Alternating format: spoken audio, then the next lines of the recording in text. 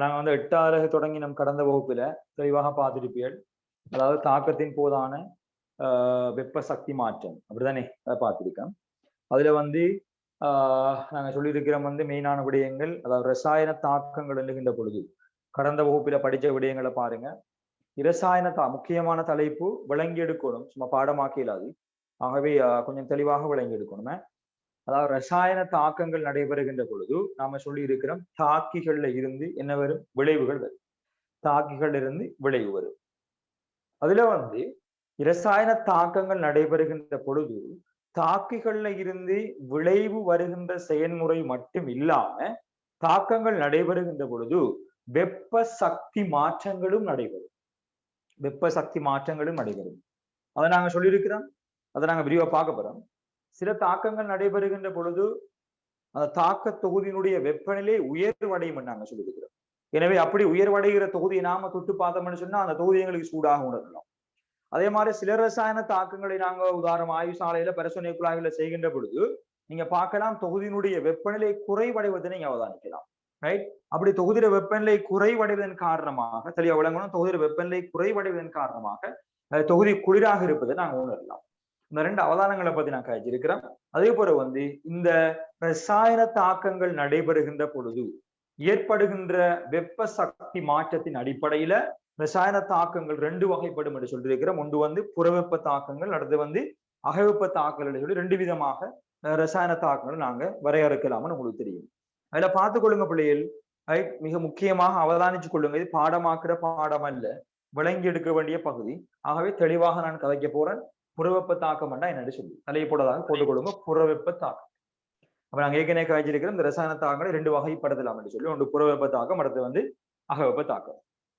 இதுல நீங்க வழங்க வேண்டிய முக்கியமான விடயம் என்னன்னு சொல்லி கேட்டால், அதாவது இங்க பாருங்க, எழுதுற விஷயத்தை பாருங்க. ஒரு ரசாயன தாக்கம் நடைபெறுமாக இருந்தா அதுல தாக்கிகள்ல இருந்து என்ன வரும், எங்களுக்கு விளைவுகள். இது எந்த ஒரு ரசாயன தாக்கத்துக்கும் அடிப்படை, அப்படித்தானே? ஒரு ரசாயன தாக்கத்துக்கு அடிப்படை வந்து தாக்கிகள்ல இருந்து விளைவு வரும். உங்களுக்கு ஞாபகம் இருக்கும், நீங்க சில விடயங்களை நான் பழைய உங்களோட 10ஆம் ஆண்டுக்கு உங்களை கொண்டு போனால் உங்களோட 10ஆம் ஆண்டுல நீங்க படிச்சிருக்கிறீங்க இரசாயன தாக்க வீதத்தை பாதிக்கும் காரணி என்று சொல்லி. ரசாயன தாக்க வீதத்தை பாதிக்கும் காரணி. அதுல நீங்க வெப்பநிலை, அதே மாதிரி செரியோபதி படிச்சிருக்கீங்க, ஊக்கியனுடைய விளைவு சம்பந்தமாக படிச்சிருக்கீங்க, பௌதிகத்தன்மை அல்லது மேற்பரப்பு இயல்பு சம்பந்தமாக படிச்சிருக்கீங்க. அதுல ஒரு முக்கியமான விடயத்தை நாங்க அவரத கற்றிருக்கலாம். அந்த ரசாயன தாக்க வீதம் சம்பந்தமான பாடத்துல இரசாயன தாக்கம் என்கின்ற பொழுது நல்லா வழங்கணும். ரசாயனவியல்ல ஒரு முக்கியமான பகுதி தான் ரசாயன தாக்கம் சம்பந்தமாக படிக்கிறது. ரசாயனவியல் அடிப்படை. ரைட்? ரசாயன தாக்கம் ஒன்று நடைபெறுகின்ற பொழுது தாக்கிகள் இருந்து விளைவு வரும்னு உங்களுக்கு அடிப்படை தெரியும். நான் திருப்பி ஏன் சொல்றேன்னு சொன்னா உங்களுக்கு அந்த கன்செப்டை வந்து பாடமாக்கப்படாது. ரைட்? இப்படித்தான் விஷயம்ன்றது ஐடியாவாக வரணும் தலைக்குள்ளால. அப்ப தாக்கியில இருந்து எங்களுக்கு விளைவு வரப்போகுது. வருகின்ற பொழுது நல்லா வழங்கணும். இது பழைய விஷயம், 10ஆம் ஆண்டு ஏற்கனவே படிச்சது. இவ்வளவு சும்மா ஒரு இதுக்காண்டி கொண்டு வாரேன். ஒரு தொகுதியில நாங்க என்ன செய்யறோம்னு சொன்னால் சில தாக்கி மூலக்கூறுகள் எடுத்தோம்னா உங்களுக்கு தெரியும், இந்த தாக்கி மூலக்கூறுகள் வந்து எடுத்துட்டோம். இதுல இருந்து வந்து விளைவு உடனடியாக உருவாகாது. தாக்கிகள்ல இருந்து விளைவு வரணும் என்று சொல்லி கேட்டால் இந்த தாக்கி மூலக்கூறுகள் சில இயல்புகளை கொண்டிருக்கும். நீங்க படிச்சிருப்பீங்க. ஒன்று வந்து சரியான மோதுகை அடையணும். ஏன்னா மோதுகை சம்பந்தமாக படிச்சிருக்கேன். சரியான மோதல்கள் அடையணும். அதே மாதிரி இந்த தாக்கத்துக்கு ஒரு சக்தி தடை இருக்கு. இந்த சக்தி தடையை மீற வேண்டி இருக்கும். அது சம்பந்தமா எல்லாம் நோமலாக கற்றிருக்கலாம். இப்ப நான் அதுக்கு போகாம இந்த தாக்கத்துக்கு வரப்போறேன். அப்படியெல்லாம் நடந்து ஒரு ரசாயன தாக்கத்துல வந்து தாக்கிகள்ல இருந்து விளைவு வருதுன்னு எடுக்கும். அப்படி விளைவு வருகின்ற பொழுது சில ரசாயன தாக்கம் நல்லா பார்த்துக்கொள்ளுங்க. அப்ப நம்ம ஒரு தொகுதியை ஒரு பரிசோதனை குழாய் தொகுதி, அதுக்குள்ள நீங்க ஏ என்கின்ற தாக்கியையும் அதே மாதிரி உள்ளுக்கு வந்து பி என்கின்ற தாக்கியையும் சேர்க்கிறீங்க. ஆகவே இங்க ஏயும் பியும் தாக்கம் அடையுது. ஏயும் பியும் தாக்கம் அடைய போகுது. தாக்கம் அடைகின்ற பொழுது அது சி என்கின்ற விளைவை எங்களுக்கு உள்ளுக்கு தருது. விளங்குதானே? ஏயும் பியை நான் கலந்திருக்கிறோம் தாக்கிகளாக. அது உள்ளுக்கு சி என்கின்ற விளைபொருளை எங்களுக்கு தருகின்ற பொழுது, தாக்கிகள் இந்த விளைவு உருவாகின்ற பொழுது அந்த தொகுதியில விளைவோட சேர்ந்து வெப்பமும் வெளியேற்றப்படுமாக இருந்தால் அதை நாங்க ஏன்னா வெப்பம் என்பது என்ன பிள்ளையாள்? ஒரு சக்திர வடிவம், அப்படித்தானே? சக்திர வடிவம் உங்களுக்கு தெரியும். ஒலி என்பது ஒரு சக்திர வடிவம், அதே மாதிரி ஒளி என்பது ஒரு சக்திர வடிவம், ரைட்? அதே மாதிரி வெப்பம் என்பது சக்திர வடிவம். வெப்பம் வெளியேறுகிறது, என்ன வெளியேறுது? சக்தி வெளியேறுகிறது. தெளிவாக நீங்க பார்க்கணும். அதாவது இந்த இடத்துல நான் சொல்ல போறேன், தாக்கிகள்ல இருந்து விளைவு உருவாகக்குள்ள வெப்பம் வெளியில வருது. ஆகவே நான் வரைவிலக்கணப்படுத்த பொருள் பாருங்க, வெளியேண்ட புறத்தே ரசாயன தாக்கம் ஒன்று நடைபெறும் போது, ரைட், அல்லது தாக்கிகள்ல இருந்து விளைவு தோன்றும் போது வெப்பம் வெளியேற்றப்படுமாயின், வெப்பம் வெளிவிடப்படுமாயின் அதுதான் என்னவாக இருக்கும்? புற வெப்ப தாக்கமாக இருக்கும். வெப்பம் வெளிவிடப்படுமா இருந்தா புற வெப்ப தாக்கமாக இருக்கும். ஏன் வெப்பம் வெளிவிடப்படுகிறது என்ற கேள்வி இருக்கு. ஏன் சார்? சரி, வெப்பம் வெளிவிடப்படுகிறது எப்படி சார் நாங்க அவதானிக்கலாம்? அதை பத்தி நீங்க சும்மா சொல்றீங்களா? வெப்பம் வெளிவிடப்படும் என்று சொல்லி ரசாயன தாக்கமும் நடந்தா, ரைட், வெப்பம் வெளிவிடப்படும் என்று சொல்லி நீங்க எப்படி சொல்றீங்க என்று சொல்லி ஒரு விஷயம் ஒன்று இருக்கு, ரைட்? ஸ்கிரீன் கிளியர் இல்லாதாக்கள் தயவு செஞ்சு நீங்க லீவ் ஆகி திருப்பி ஹெட் ஆயினா சரி, ரைட்? நீங்க லீவ் ஆகி திருப்பி ஹெட் ஆயினீங்கன்னு சொன்னா அந்த விஷயம் கிளியராக நடக்கும். நீங்க பார்த்துக்கொள்ளுங்க, சரியா?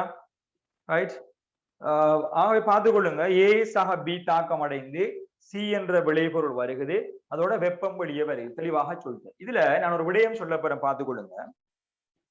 ரெண்டு விடயத்தை விளங்கப்படுத்த போறேன். ஒன்று சிம்பிளான விடயம், நாங்க விளையம் கொள்ளலாம். இதுல வெப்பமும் இங்க விளைவாக வந்திருக்கு என்பதற்கு என்ன ஆதாரம் என்று சொன்னா,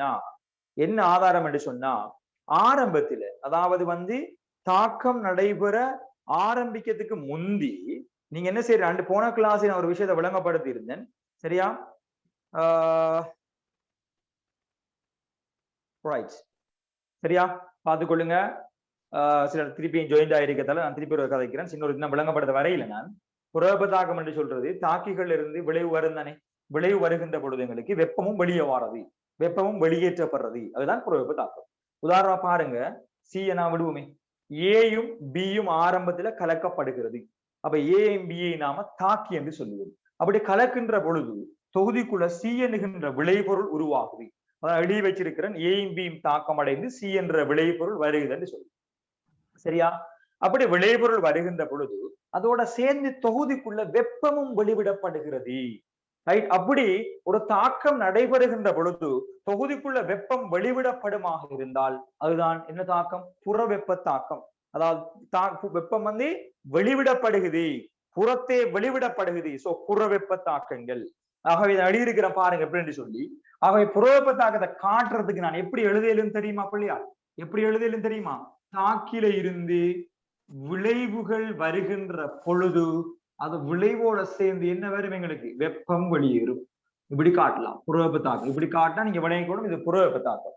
ஏன் தாக்கிலிருந்து விளைவு வரக்குள்ள என்ன வெளியேறு? வெப்பம் வெளியேறும். இப்ப இந்த வெப்பம் வெளியேறதை நாங்க எப்படி பார்க்கலாம் சொன்னா ரெண்டு விதமாக பார்க்கலாம். ஒன்று சும்மா எங்கட வளமையான அவதானம் மூலமாக ஒரு நாங்க ஒரு பிசிக்கல் ஒப்சர்வேஷன், அதாவது என்னன்னு சொன்னா எங்கட தொகுதியை கையை வச்சு பார்த்தோம்னா தொகுதி சுடும். ஏன் சுடும் என்று சொன்னா ஆரம்பத்தில் இருந்த வெப்பநிலையை விட தற்பொழுது தொகுதியில வெப்பநிலை அதிகரிச்சிருக்கு. ஏன்னு சொல்லுங்க, ஆரம்பத்தில் இதுக்குள்ள ஏ மட்டும் இருந்தது, பிய கலக்கின்ற பொழுது ரெண்டு பேரும் தாக்கம் அடைய தொடங்கினா தாக்கம் நடைபெறுகின்ற பொழுது இது புறவெப்ப தாக்கமாக இருக்கத்தால விளைவு உருவாகிற சேம் டைம் வெப்பம் வெளிவிடப்பட்டு கொண்டிருக்கும். எனவே நீங்க கையை வச்சு பாத்தீங்கன்னா தொகுதி சுடும். இது ஒரு அவதானம். இது மாத்திரமல்ல அவதானம், இது ஆரம்ப கட்டத்தை யோசிச்சு பாருங்க. யாரு மட்டும் இருந்திருக்கும்? ஏ மட்டும் ஆரம்பத்தில் இருக்கு. அப்ப ஏ மட்டும் இருக்கின்ற பொழுது நீங்க ஒரு வெப்பநிலையை நீங்க அளக்குறீங்க உதாரணமாக ஒரு 20 பாகை செல்சியஸ்ல 20 பாகை செல்சியஸ்ல ஒரு தொகுதி இருக்குன்னு எடுப்போம், ஏ மட்டும் இருக்கக்குள்ள, சரியா?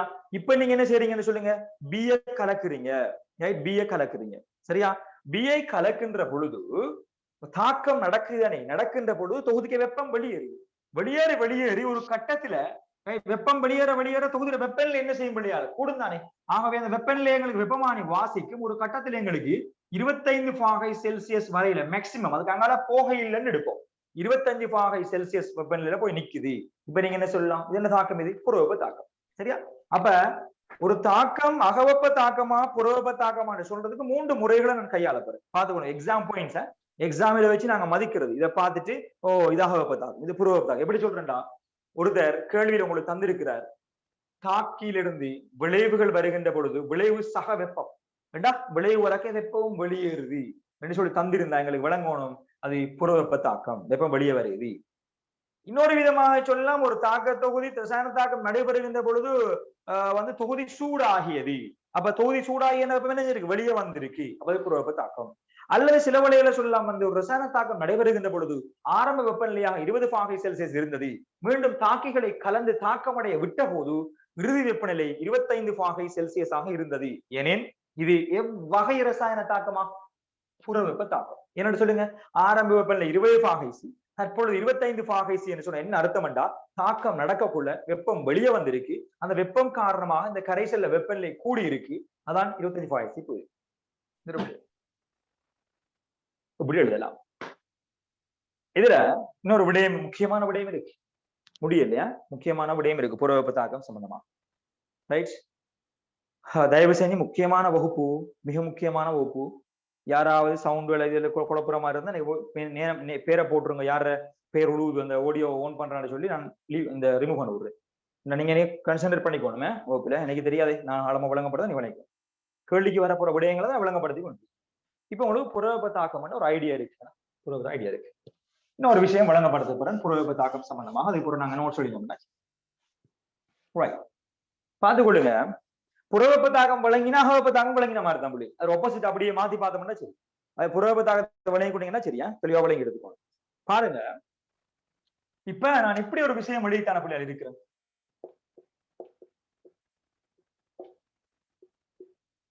தாக்கிகள் இருந்து விளைவு, இது சாதாரணமாக வருகிறது, அதோட யாரு வருது புறவெப்ப தாக்கத்துல, சக்தி வெளியே வருது, பிளஸ் சக்தி, அல்லது நான் சொல்ல போறது வந்து வெப்பம் பிளஸ் வெப்பம். உண்மையாக வெப்பம் என்பது இந்த சக்தி தானே, சக்தி. நல்லா விளங்கி எடுத்துக்கொள்ளுங்க, அம்புக்குறி இங்கலகான பிற தாக்கி இருக்குத்தானே பிள்ளையால், தாக்கி அம்புக்குறி இங்கால விளைவுகளும் வெப்பமும் இருக்குத்தானே, இது சமன்பாடு மாதிரிதான் அம்புக்குறி. தாக்கிகள் எவ்வளவு சக்தியை வைத்துக் கொண்டிருக்கிறதோ அந்த சக்தி அவ்வளவும் அம்புக்குறி இங்கால இருக்கிற சக்தி அவ்வளவும் அந்த அம்புக்குறிக்கு அடுத்த பக்கமாக வரணும், விளைவு பக்கமாக வரணும், தெளிவா விளங்கி எடுக்கணுமே. அம்புக்குறி இங்கல வார சக்தி அவ்வளவும் இதுக்கு இங்காலையும் வர சக்தியை வர வேண்டி வரும். இப்ப நீங்க பாருங்க, அதை வச்சு பார்த்தா அப்ப நான் என்ன சொல்றேன்டா, இதுவும் சமனா இருக்கு, அதை அப்படியே வச்சுட்டு நான் சும்மா சாம்பார்ல பாருங்க, சக்திக்கு ஜூல் தான் நாங்க போடுறோம் அல்லது கிலோ ஜூல் போடலாம். உதாரணமா இஞ்சால பக்கம் சமன்பாடுக்கு இஞ்சால இது அப்படி இருக்கட்டுமே, சமன்பாட்டுக்கு இஞ்சால நான் போடுறேன் பாருங்க, ஒரு 1000 ஜூல் சக்திங்கால இருக்கு. அப்ப இஞ்சால பேலன்ஸ் பண்ணணும்னு சொன்னா இந்த விளைவிரி கடத்தை சும்மா அழுகுறேன்னு பாருங்க, 900 ஜூல் சக்தி இருந்தா ரைட், இப்ப பேலன்ஸ் ஆயுது இல்ல, ஆக இஞ்சால இன்னும் ஒரு 100 ஜூல் என்ன போட வேண்டியது. இதான் உண்மையா புறவெப்ப தாக்குதல் நடக்குது, பெருமானம் வித்தியாசப்பட்டாலும் இதான் நடக்கிறது. என்னன்னு சொன்னா, தாக்கிகள்ல இருந்து விளைவு வரப்போகுது, சோ இங்கால 2 சக்தியும் சமனாகும். அப்ப யோசிச்சு பாருங்க, இங்கால கொஞ்சம் சக்தி இருக்கும், இங்கால விளைவுட தாக்கிற சக்தி இங்கால இருக்குது, விளைவுட சக்தி சக வெப்ப சக்தி அங்கால வாரது, இரண்டும் ஒன்று கொண்டு பேலன்ஸ் ஆக போகுதுன்னு சொன்னா, நான் ஒரு தொடர்படுகிறேன் நீங்க விளங்கிக் கொள்ளலாம், பார்த்துக் கொள்ளுங்க. சிம்பிளாக கட்டாயமா தேவைப்பட்ட விடயம் என்னன்னா, எங்களுக்கு வெப்போடைய வரைபடம் கூறுறதுக்கு ரைட், பார்த்துக்கொள்ளுங்க.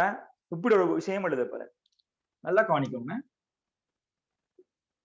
புறவெப்ப தாக்கத்துல தாக்கிகளின் சக்தியையும் நாங்க விளைவுகளின் உருவாக போற விளைவுகளின் சக்தியை நாங்க ஒப்பிட போறோம், யாரு பெருசு யாரு சிறுசு. நான் கேட்கிறேன், 2 பேர சக்தியும் ஒன்று கொண்டு சமனா வருமா? முதலாவது வர இயலாது. நான் ஏற்கனவே சொல்லிட்டேன், அம்புகுறிக்கு இங்காலவார சக்தியும் இங்காலவார சக்தியும் ஒன்று கொண்டு சமனா வரணும். உதாரணம் போட்டு காட்டினேன். அப்ப இங்கால இருக்கிற சக்தியும் இதுவும் நான் போட்டிருக்க மாதிரி சமனா வந்தா இங்கால சக வெப்பம் வரையிலுமா? வெப்பமும் சக்தியானே வர இயலாது. ஆகவே நிச்சயமாக சமன் இல்லை. அப்ப 2 பேர்ல ஒரு ஆள் பெரிய ஆளா இருக்கணும். நான் இப்படி போடுறேன் பாப்போம், இது பாருங்க, இப்படி போடுறேன்னு அடையாளம். இப்படி போட என்ன அர்த்தம், தாக்கி வச்சுக்கிற சக்தியை விட விளைவுகள் வச்சுக்கிற சக்தி கூடுதலாக இருந்தா இது சரியா, இது நீங்க பிழையா யோசிச்சிடப்படா, விளைவுகள்ல பக்கம் வெப்பம் வருதுதானே, எனவே இதையும் இவரோட சேர்த்து நாங்க கூட்டி விடுவோம் சொல்லி. ரெண்டும் வித்தியாசமான விஷயம்.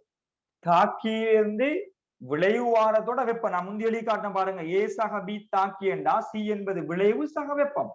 4 விஷயம் இருக்கு. ஏ பி தாக்கி, இது வந்து சி விளைவு, இது வெப்ப சக்தி வெளியிடுது. சரியா? அப்ப இவர சக்திக்கும் இவர சக்திக்கும் தொடர்பு பார்க்கணும் இப்ப. ஆகவே இப்படி வரையலுமா? ஏன்னு சொல்லுங்க. ரெண்டும் சமனாகணும். தாக்கிற சக்தியை விட விளைவுட சக்தி பெருசா இருந்தா இங்கல பக்கம் எப்படி சக வெப்பம் வாரது இன்னும் கூடுமே. இங்கல பக்கம் வார சக்தி சொல்றதானே. அப்ப அம்புக்குடி இங்கல வார சக்தி இன்னும் கூடிது. என்னடா பிள்ளையால் நான் இவ்வளவு கதைக்கிறதுக்கு காரணம் நல்லா விளங்கி எடுத்துக்கொள்ளுங்க. சில விஷயங்கள் நீங்க படிக்கக்குள்ள எனக்கு தெரியாத, நீங்க ஒவ்வொரு ஆளும் ஒவ்வொரு இடங்கள்ல இருந்து ஜாயின்ட் ஆயிருக்கு. சில வேளையில நீங்க படிக்கக்குள்ள வந்து புறவெப்பத்தாக்கமெனில் சொல்லி பாடமாக்குறீங்களோ தெரியாது. விளைவின் சக்தியை விட தாக்கியின் சக்தி கூட, விளைவின் சக்தியை விட பாடமாக்க தேவை. பாடமாக்குறது விஞ்ஞானம் அல்ல, நான் சொல்லிட்டேன். பிரயோகிக்கதான் விஞ்ஞானம். அதான் விளங்கப்படுறது எப்படின்னா எடுக்கப்படுறேன்னு சொல்லி பிழையான மெத்தடை நான் சொல்லி போட்டு செதுக்கி வர போறேன். இப்ப பார்த்துக்கொள்ளுங்க, தாக்கிட்ட கொஞ்சம் சக்தி இருக்கு. அந்த சக்தியை வச்சுக்கொண்டு அது விளைவையும் உருவாக்குது. இன்னும் கொஞ்சம் சக்தியை வெப்பமாகவும் வெளிவிடுது. பார்த்துக்கொள்ளுங்க, தாக்கிற சக்தியை பயன்படுத்தி 2 பேரும் அனுபவிக்கிறாங்களே, விளைவும் வருது வெப்பமும் வருதுன்னு சொன்னா இவரையும் ஒப்பிட்டு பார்த்தோம்னா நிச்சயமாக தாக்கிற சக்தி கூட இருக்குமா இல்லையா? இருக்கும். ஏன் கூட இருக்கும்? இவர்கிட்ட இருக்க சக்தி உதாரணம் அஞ்சு பாருங்க. உதாரணம் இவருக்கு ஒரு 1000 ஜூல போட்டா ஒரு 100 ஜூல் சக்தி வெப்பமாக வெளியேறுதுன்னு சொன்னா இது 900 தானே புள்ளியால் வரலாம். நிச்சயமா அந்த 1000 விட குறையத்தானே வரணும். விளைவிட சக்தி நான் கேட்கிறேன். இவர சக்தி விளைவிட சக்தி அதை விடுவோம். இவருக்கும் விரைவு முப்பிட்டா குறையத்தானே வரணும். ஏன்னா கொஞ்சம் சக்தி வெப்பமா வெளியேற்றப்படுகிறது. ஆகவே தான் புறவெப்ப தாக்கமாக இருந்த நீங்க வீடியோஸ் இருக்குதானே நான் நிறைய விளங்கப்படுத்திருக்கிறேன். திருப்பி பார்க்கலாம் எத்தனை முறையும் விளங்காத பகுதியா. ரைட். ஆகவே புறவெப்ப தாக்கமாக இருந்தா தாக்கிற சக்தியை விட விளைவிட சக்தி குறைய. அது ஏன் எனக்கு அவசியம் என்று சொன்னா, புறவெப்ப தாக்கத்துக்கான வெப்ப உள்ளுரை வரைபடம் கேட்பான், சக்தி வரைபடம். அப்படி கேட்டால் நாங்க போட வேண்டிய விடயம் இந்த இடத்துல சக்தியா என்று போட வேண்டி வரும். அம்புக்குரிய போட்டு அது கிலோ ஜூல் மூல் -1 என்ற அலகில கொடுக்க வேண்டி வரும். Right, kilo joule mole -1. Right, இதுல வந்து சக்தியை நாங்க போடுகின்ற பொழுது அருமையா 1 மூலுக்கான சக்தி மாற்றம் தான் அது. ரைட், ஆகவே சக்தி இந்த அம்புக்குருள் அப்ப என்ன அர்த்தம்? இப்படி போட்டா என்ன அர்த்தம் சொல்லுங்க. மேலுக்கு போக போக போக சக்தி என்ன செய்யுது? கூடிக்கொண்டு போகுது. குழம்பிக்கொள்ள தேவையில்லை. சரியா? இங்க பாருங்க, ஒரு கோட்டை போடு சக்தி வெப்போல்ற வரைபடங்களை சக்தி வரைபடம் கேட்டா மேலுக்கு போட்டு மேலுக்கு அதை சக்தின்னு காட்டணும்னா சரி நிறைய சக்தி பெருமானம். அதை நான் குறிக்க போறது வந்து என்ன அலகில? கிலோ ஜூல் மூல் மைனஸ் அலகில. பார்த்துக்கொள்ளுங்க எப்படி குறிக்கிறேன்னு சொல்லி நான் பார்க்க போறேன். இது என்ன தாக்கம்? இது புறவெப்ப தாக்கம். இந்த தலைக்குள்ள என்ன யோசிப்பேன் தெரியுமா? ரைட், புறவெப்ப தாக்கம் என்ன? புறவெப்ப தாக்கமா இருந்தா இது நல்லா யோசிச்சு பாருங்க. புறவெப்ப தாக்கம். எனவே நான் என்ன யோசிக்கிறேன்னு சொன்னா, ரைட், புறவெப்ப தாக்கமா இருந்தா எப்படி வரும்னு சொன்னா, தாக்கிற சக்தியை விட விளைவிட சக்தி குறைய வரும், அல்லது விளைவிட சக்தியை விட தாக்கிற சக்தி கூட இருக்கும் எனக்கு தெரியும். எனவே மேலுக்கு சக்தி கூடுதானே. அப்ப சக்தி கூடினால் எங்க வரணும்? மேலுக்கு வரும். சக்தி கூடினால் எங்க வரணும்? மேலுக்கு வரணும். சக்தி குறைஞ்சால் எங்க வரணும்? கீழுக்கு. ஏன் பிள்ளையால் மேலுக்கு போக சக்தி கூடுதண்டா இந்த கோடு சக்தி குறைஞ்சால தானே குறைக்கும், அதை விட கூடுனால் தானே இங்க வரும். ஆகவே நீங்க செல்லுங்க பாப்போம். இன்ன இருக்க கோட்டுல நான் யார் எழுத போறேன்னு சொன்னா விளைவுகள் என்று எழுத போறேன். ஏன் விளைவு தானே சக்தி குறைஞ்சால் தாக்கிகளை நான் மேலுக்கு எழுத போறேன். அதோட விடயம். அதுக்கு பிறகு காட்ட வேண்டிய விடயம் எப்போவும் உங்களுக்கு தெரியும், எப்போவும் தாக்கில இருந்து தானே விளைவு வருது. அம்புக்குரிய பாருங்க, தாக்கில இருந்து தானே விளைவு வருது. ஆகவே தாக்கிலிருந்து விளைவுக்கு அம்புக்குரிய காட்டுவோம். அது என்ன தாக்கமா இருந்தாலும் சரி, அகவெப்ப புறவெப்ப தாக்கமா இருந்தாலும் தாக்கி இருந்து விளைவுக்கு அம்புக்குரிய காட்டுவோம். சரியா? ஆகவே தெளிவாக பார்த்துக் கொள்ளுங்க என்ன செஞ்சிருக்கோம் என்று சொல்லி. அதாவது நாங்க மிக தெளிவாக காய்ச்சிருக்கிறோம். புறவெப்ப தாக்கத்துல வந்து கொஞ்சம் கேமரா இதாயிடுச்சு. புறவெப்ப தாக்கத்துல வந்து பார்த்துக்கொள்ளுங்க யார சக்தி கூடுனதை பார்த்துக்கொள்ளுங்க பிள்ளைகள், நல்ல பிள்ளைகள் மாதிரி. தாக்கிற சக்தி உயர்வாக இருக்குது. எனவே சக்தி மட்ட வரைபடத்துல மேலுக்கு போட்டிருக்கிறது வந்து சக்தி யார கூடன்னு சொல்லி சக்தியை போட்டுட்டு தாக்கியுள்ள சக்தி விளைவிட சக்தியை விட கூட இருக்கும். சோ மேலுக்கு போட்டிருக்கிறேன். எப்பவும் தாக்கி இருந்து விளைவுக்கு சக்தி. உண்மையாக இது ரெண்டுக்குமான டிஃபரன்ஸ் தான் வெளியேற்றப்பட்ட சக்தியாக இருக்கும். எனவே அந்த வெளியேற்றப்பட்ட சக்தியை காட்டுறதுக்கு நாங்க இப்படி ஒரு அடையாளத்தை காட்டுவோம். வெளியேறும் சக்தி. இப்படி அம்புக்குரிய போட்ட என்ன அர்த்தம்னா இது நாங்க வெளியேறும் சக்தின்னு சொல்லுவோம். வெளியேறும் சக்தி. அந்த வெளியேறும் சக்தி நாங்க டெல்டா H சமன் மைனஸ் என்று காட்டுவோம். புறவெப்ப தாக்கத்துக்கு இந்த டெல்டா H சமன் மைனஸ் என்று காட்டுறது. இந்த டெல்டா H என்பது தாக்கத்தின் போதான சக்தி மாற்றம் என்று சொல்றது. இது சம்பந்தமாக ஆழமாக ஆராயிறது எங்க சிலபஸ்ல இல்ல. டெல்டா H மைனஸ் என்று சொல்லி விளங்கி கொண்டா சரி. எனவே நாங்க மைனஸ் என்று சொல்லி போடுறது வெளியேறும் சக்தி, அதாவது புறவெப்ப தாக்கமாக இருக்கும் என்றதை விளங்கி கொண்டீங்கன்னா சரி. ரைட், தார அவ்வளவு நீங்க இன்ஷா அல்லாஹ் வந்து தெளிவாக படிச்சீங்கன்னு சொன்னா நீங்க எக்ஸாமில வார வினாவுக்கு வந்து ஆன்சர் பண்றது யோசிக்கவே தேவையில்லை. ரைட், வெளியேறும் சக்தி அதை நாங்க டெல்டா H மைனஸ் என்றும் காட்டலாம். சரியா, அதுதான் புறவெப்ப தாக்கம். ரைட், அது இப்ப நாங்க நோட்ஸ் எழுதி கொள்வோம். புறவெப்ப தாக்கம் மட்டும் என்னன்னு சொல்லி எழுதி கொடுங்க. எழுதி கொடுங்க. புறவெப்ப தாக்கத்துல இரசாயன தாக்கம் ஒன்று நடைபெறும் போது, இரசாயன தாக்கம் ஒன்று நடைபெறும் போது விளங்கப்படுத்தினத்தை தலைக்குள் எடுத்து எழுதுங்க. ரசாயன தாக்கம் ஒன்று நடைபெறும் போது வெப்பம் வெளியேறுமாயின், ரசாயன தாக்கம் ஒன்று நடைபெறும் போது வெப்பம் பிறகையில போடுங்க சக்திய, வெப்பம் பிறகையில போடுங்க சக்தி என்று சொல்லி. என்ன சொன்னா வெப்பத்திர வடிவம் தான் நாங்க சக்தி என்று சொல்றது. ரைட், வெப்பம் பிறகையில போடுங்க சக்தி.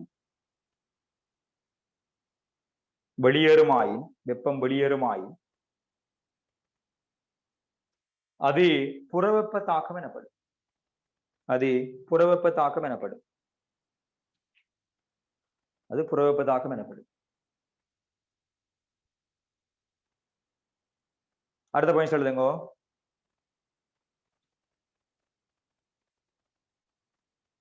புறவெப்ப தாக்கத்தை பின்வருமாறு காட்டலாம். புறவெப்ப தாக்கத்தை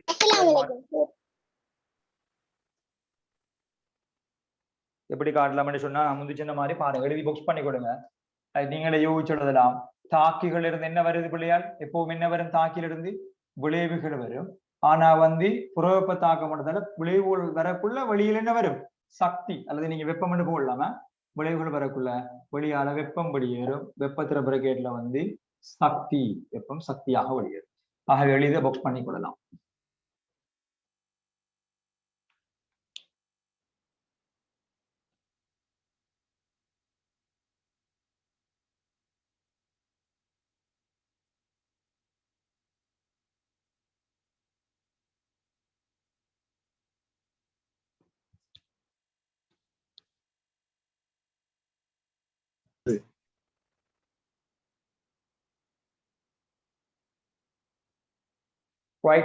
அவை தாக்கியிலிருந்து விளைவுகள் சக வெப்பமாக வரும். தெளிவாக நீங்க விளையம் கொள்ள வேண்டி வரும். சரியா, ரைட். ஆகவே இதுல நீங்க ஒரு விஷயத்தை கவனத்தில் எடுக்கணும். முக்கியமான ஒரு விடயம். அதான் நாம சொன்னோம், இவர சக்தியோட ஒப்பிடக்குள்ள இவர சக்தி பெரிய பெருமானம். அதாலதான் இவர் தாக்கி விளைவை உருவாக்கிட்டு கொஞ்சம் சக்தி மிஞ்சும். ஏன்? இவரை விட இவர் சின்னால் தானே, இவரை விட சக்தி குறைஞ்சால் தானே இவர். அப்ப இன்னும் கொஞ்சம் சக்தி மிஞ்சக்குள்ள அது வெப்பமாக வெளிவிடும். சரியா, அக்கிடுகளுக்கு அடுத்த பாயிண்ட்ஸ்ல எனவே புறவெப்ப தாக்கத்தில், எனவே புறவெப்ப தாக்கத்தில்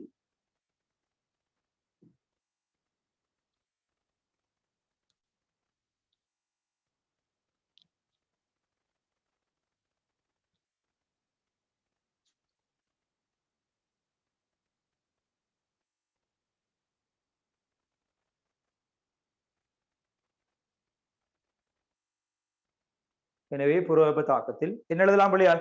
கமா போட்டு கீழுக்கு எழுதுங்க. கமாண்டு போட்டு கீழுக்கு, புறவெப்ப தாக்கத்தில் ரெண்டு போட்டு கமா போட்டு கீழுக்கு எழுதுங்க. யார சக்தி கூட இருக்கு?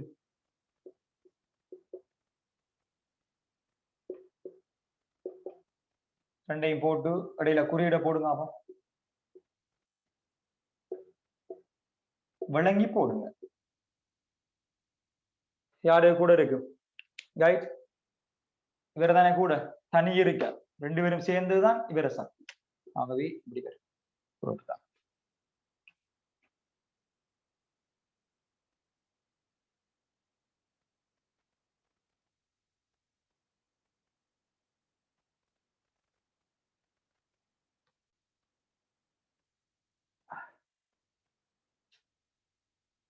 அடுத்த பாயிண்ட்ஸ்ல போடுங்க. அடுத்த பாயிண்ட்ஸ்ல புறவெப்ப தாக்கத்தை காட்டுவதற்கான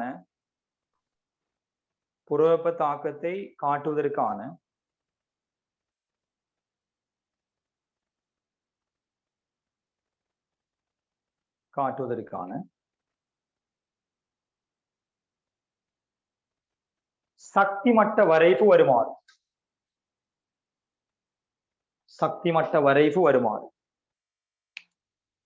ஆகவே அழகா கீறி ஒன் நீட்டா அவன் என்ன சொன்னான் வந்து ஒரு கோடு போட சொன்னேன், மேலுக்கு அம்புக்குரிய காட்ட சொன்னேன், மேலுக்கு போக போக இதற்கு சக்தி கூடிக்கொண்டு போகும் சொன்னேன். இந்த சக்தி அளக்குற அலகு நான் சொன்னேன் கிலோ ஜூல் மூல் -1 சொன்னேன். இதான் அலகு. அதை போட்டு கொடுங்க, முதலாவது கூட போடுங்க. அதுக்கப்புறம் நாம என்ன சொன்னோம், யோசிச்சு கீறி பாருங்க என்ன சொன்னு சொல்லி முதல் 2 கிடை கோடுகளை போடுங்க. முதலாவது கிடைக்கோடு 2 போட்டோம் தானே, அந்த கிடைக்கோடு 2 போடுங்க. ரைட், கிடைக்கோடு 2 எப்படி வரும் கிடைக்கோடு? அதாவது வந்து இங்க பாருங்க, முந்தி எழுதினானே யார சக்தி கூட வருது, தாக்கிற சக்தியான முந்தி மேலுக்கு போயின்னு சொல்லி இருக்கு. ஆகவே சக்தி கூடிய ஆள கூடு மேலுக்கு, இடவழி பிரச்சனை இல்லை, எந்த வழியும் போடலாம், மேலுக்கு வரும். ஆகவே எப்பவும் வந்து தாக்கில இருந்துதான் மேலுக்கு வர போற சக்தி கூடியது யாரு பிள்ளையால்? நாங்க தாக்கிகள் சொல்லி போடுவோம், தாக்கிகள் போடுவோம். சக்தி குறைஞ்சது யாருன்னு சொன்னா நாங்க விளைவுகள் சொல்லி போடுவோம். ரைட், எப்பவும் வந்து நான் சொல்லி இருக்கிறேன், தாக்கில இருந்துதான் விளைவுக்கு அம்புக்கூடிய காட்ட வேண்டி வரும். நான் சொல்லிட்டேன் பாஸ் பேப்பர் எடுத்துக்கொள்ளுங்கன்னு சொல்லி கேள்வி செய்ய வேண்டி கிடக்கு. நான் ரைட், அழகு முடிஞ்சா நான் கேள்வி செய்யணுமே, பாஸ் பேப்பர் எடுத்துக்கொள்ளுங்க. உங்கள்கிட்ட இருந்தாலும் இல்லாட்டி நான் கேள்வி செஞ்சுட்டு போவோம், என்ன செஞ்சு ரைட். பெரும்பாலும் கலாவில் உள்ள பிள்ளை இருக்கணும்னு நினைக்க ஓட வண்டி வாங்கி கொடுத்துருந்தான், அது அப்படி என்று சொல்லி நம்ம தாக்கட்டையும் இருக்கும்னு நினைக்கிறேன், வாங்கிடுங்க சீனியர்ஸ் மார்ட்ட. சரியா? ஆகவே இங்க வந்து சக்தி வெளியேறும் தானே, ஆகவே வெளியேற போறதால இப்படி அம்புக்குட்டியை காட்டுங்க, காட்டுங்க. இது என்னத்தை குறிக்குன்னு சொன்னா வெளியேறும் சக்தியைத்தான் அடையாளம் குறிக்குது. வெளியேறும் சக்தி நிறைய உண்மையா 2 பேருக்கு முடியலான சக்தி வேறுபாடு வெளியேறும். அந்த வெளியேறும் சக்தியை நாங்க பிரேக்கர் போட்டு காட்டுறேன் பாருங்க. இப்படி டெல்டா H சமன் மைனஸ் என்று சொல்லி காட்டலாம். இதெல்லாம் என்னன்னு சொல்லிங்க புறவு விளங்கி கொள்ளலாம் 7 போனது பிறகு. பட் டெல்டா H சமன் மைனஸ் சொன்னா புறவெப்ப தாக்கம், தாக்கத்துல சக்தி வெளியேறுதல் என்றதை குறிக்கும் என்றதை நீங்க விளங்கி எடுத்துக்கொள்ள வேண்டியது.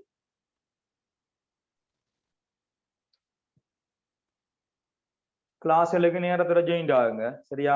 100 பேர் ஃபில் ஆகினா இன்னைக்கு அதுக்கு பிறகு ஏண்டா உடச்சுட செஞ்சு பார்த்தா நீங்க கொஞ்சம் பேர் வாரையல், சும்மா டைம் வேஸ்ட் தானே, அதை விட நிறைய பயன்படுத்தலாம். ஆகவே 100 பேர் தான் வாய்ப்பு இருக்கு. இப்ப 100 பேர் ஃபில் ஆயிருக்கு, நிறைய பேர் அங்க வந்துருக்கு, வேற ஒன்றும் செய்யலாது. நீங்க கிளாஸ்ல ஜாயின் ஆகிற நேரத்துல வந்து ஜாயின் ஆகிக்கொண்டீங்கன்னா சரி. ஆகவே விளைவுகள் தாக்கி தான் அதுல புறவெப்பத்தாக சக்தி மட்டும் வரை தெளிவாக விளங்கி கொண்டீங்கன்னா சரி.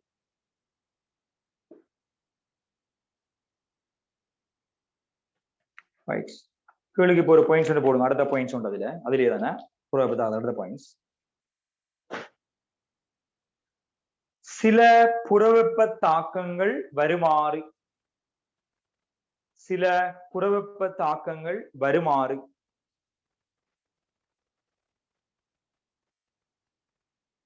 சில புறவெப்ப தாக்கங்கள் வருமாறு. இதுல வந்து சில புறவெப்ப தாக்கங்கள் வருமாறுன்னு சொல்லக்குள்ள நம்ம என்ன கதைக்க போறோம்னு சொல்லி கேட்டால் தெளிவா வழங்கணும். அதாவது வந்து என்னடா பிள்ளையால், இப்ப சில தாக்கங்கள் இருக்கு, அதை நம்ம சொல்லலாம் இது ஷூரா புறவெப்ப தாக்கம். தாக்கம் நடந்த வெப்பம் வெளியேறும், எந்த மாற்றமும் இல்லை. உதாரணமா பிள்ளைகள் சோடியம் ஹைட்ரோக்சைடு இருக்கு தானே, அதாவது நாங்க NaOH சொல்றோம், சோடியம் ஹைட்ரோக்சைடு. அது ஒரு நாங்க பரிசோதனை குழாயில NaOH கொண்டாந்து இதுக்குள்ள நாங்க நீர் எடுக்கிறோம். நீர் எடுத்துச்சு நம்ம நீருக்கு ஒரு ஆரம்ப வெப்பநிலை இருக்கு பாத்தீங்கன்னா, உதாரணமா 25 பாகைசியில ஆரம்பத்துல நீர் இருக்குன்னு எடுப்போம். சரியா? NaOH கொஞ்சம் கொண்டு உள்ளுக்கு கரைச்சு விட்டது பிறகு பாத்தீங்கன்னு சொன்னா வெப்பமானில வாசிப்பு கூடிக்கொண்டே போகும். உதாரணமாக ஒரு 30-35 பாகைசி சும்மா சொல்றேன், அல்லது அப்படி போகாட்டி ஒரு 28 பாகைசி எப்படியா கூடுதானே வெப்பநிலை அதிகரிக்க நாங்க தொட்டு பார்த்தோம்னா சுடும். அப்ப என்னதாக புறவெப்ப தாக்கம். நம்பர் 1 மூலாவடி கொடுங்க. மூலாவது குறியீட்டுல எழுத பழகணுமே, சோடியம் ஹைட்ரோக்சைடு நீரில் கரையும் தாக்கம். சோடியம் ஹைட்ரோக்சைடு நீரில் கரையும் தாக்கம்.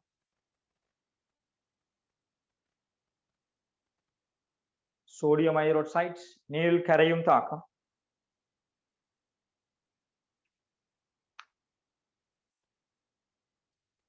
இரண்டாவது இரண்டாவது தாக்கம் என்ன, அதாவது அப்ப NaOH நீர்ல கரையுதுன்னு சொல்லப்பட்டா உங்களுக்கு விளங்கிடணும் இது ஒரு புறவெப்ப தாக்கம் தான். வெப்பம் வெளியே வர போகுது. சரியா?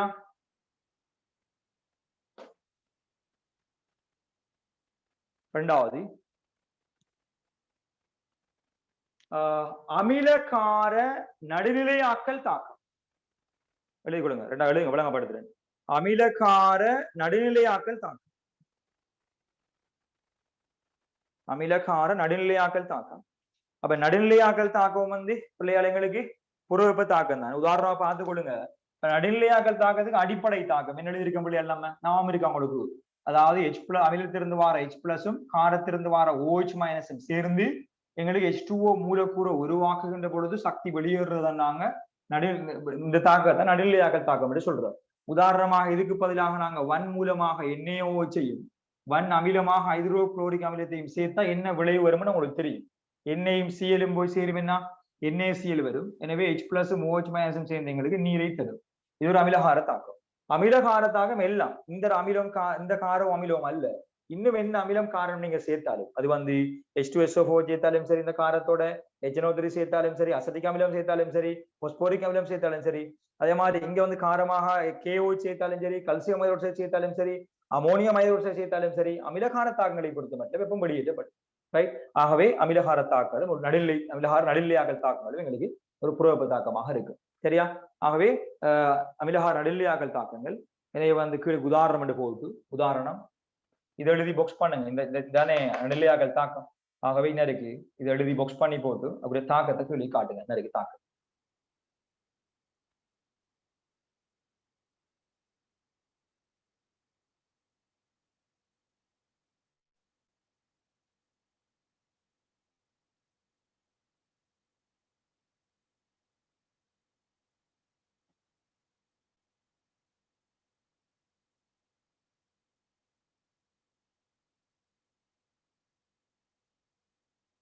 ரைட்? ஆகவே எனக்கு தாக்கம் எழுதிட்டு இதை காட்டிக்கொள்ளுங்க.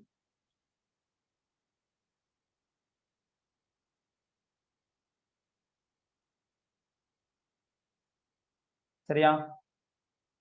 இது மேலே காட்டலாம். அப்ப அதுவும் வந்து புறவெப்ப தாக்கம். அமிலகார தாக்கம் நடவுக்குள்ள என்ன வச்சுக்கோணும், ஒரு பரிசோதனைக்குள்ளாக்கல நீங்க என்ன செய்றீங்கன்னு சொன்னா NaOH எடுக்கிறீங்க. சரியா? NaOH நாங்க படிக்கவும் ரொம்ப இது NaOH எடுக்கிறீங்க. அதுக்குள்ள வந்து HCl கொண்டாந்து போட்டு NaOH எடுத்துட்டு ஆரம்பத்தில் வெப்பமானி வாசிப்பு எடுக்கிறீங்க. ஒரு குறிப்பிட்ட அளவு இருக்கு. HCl கொண்டாந்து போட்டு கலக்கினதுக்கு பிறகு பார்த்தோம்னு சொன்னா நிச்சயமாக வெப்பமானி வாசிப்பு என்ன செய்யும், கூடு தொகுதி என்ன செய்யும், சூடாக இருக்குமே. நடுநிலையாக்கல் தாக்கத்தின் போது வெப்பம் வெளியேறும். புறவெப்ப தாக்கம் தானே. மூன்றாவது எழுதுங்க. மூணாவது விளங்கப்படுத்தின பாருங்க. மூன்றாவது அவங்களோட தாக்க தொடர் படிச்சீங்க தானே. தாக்க தொடர்ல வந்து ஐதரசனுக்கு மேல காணப்படுகின்ற அந்த சில உலோகங்கள், ஐதரசனுக்கு மேல உள்ள உலோகங்கள் உங்களுக்கு தெரியும் ஐதான அமிலங்களோட ஐதரசன் வாயுவை தரும், அப்படித்தானே. அப்ப அதுல வந்து நாம சும்மா உதாரணமாக போடலாம். உதாரணமாக மெக்னீசியம், அதே மாதிரி நாகம், அதே மாதிரி அலுமினியம், இப்படியான உலோகங்கள் ஐதான ஹைட்ரோகுளோரிக் அமிலங்களோட அடைகின்ற தாக்கமும் புறவெப்ப தாக்கம் கிடையாது. விலங்குதானே. HCl அடைகிற தாக்கம் அமிலங்களோட. உதாரணமா நாங்க சொல்லலாம் மெக்னீசியம் பிளஸ் HCl உங்களுக்கு தெரியும் என்ன விளைவு வரும் என்று சொல்லி.